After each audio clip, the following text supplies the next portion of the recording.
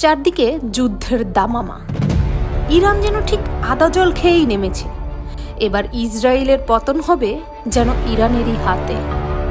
বিশ্ব রাজনীতির এমন অস্থিতিশীল পরিবেশে আরেকটি দুঃসংবাদ বয়ে আনলো পৃথিবীর জন্য, আর তা হলো সৌরঝড়। হ্যাঁ, ঠিকই শুনেছেন। আর এই সৌরঝড় পৃথিবীর জন্য কোনো নতুন বিষয় না। এর পূর্বে এই ঝড়ের সম্মুখীন হয়েছিল পৃথিবী। তখন যা ক্ষতি হয়েছিল তা পুরো বিশ্ববাসী দেখেছে। 2012 সালে জাপানি বিজ্ঞানী ফুসামিয়াকি প্রথম 775 খ্রিস্টাব্দের একটি বড় রকমের সৌর ঘটনা আবিষ্কার করেন। এর পরবর্তীতে 993 খ্রিস্টাব্দে আবারও পৃথিবী এমন সৌরঝড়ের সম্মুখীন হয়েছিল।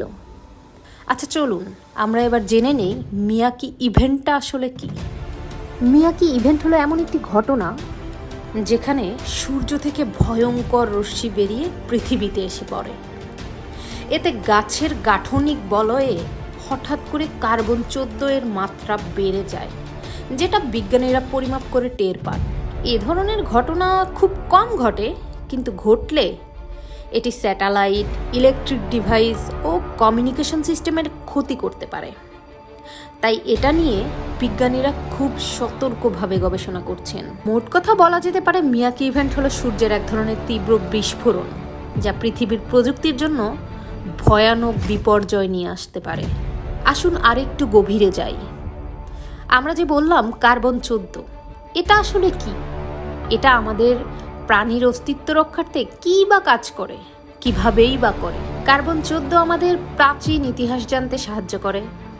এটা যদি হঠাৎ বেড়ে যায় তাহলে সেটা কোনো সৌরঝড়ের ইঙ্গিত দিবে, এবং সেটা প্রাণীদের জন্য ভয়ানক হুমকির কারণ হতে পারে। পৃথিবীর এই দুঃসময়ে যখন মানব অস্তিত্ব নিয়ে প্রশ্নবিদ্ধ হচ্ছে জাতি, তখন এই ঝড় ঠিক কতটা ক্ষতির কারণ হতে পারে আমাদের। আশা করি সৃষ্টিকর্তা আমাদের সবাইকে রক্ষা করবেন এই ঝড় থেকে, এবং আমাদের পৃথিবীকে সুস্থ, সুন্দর এবং সতেজ রাখবেন।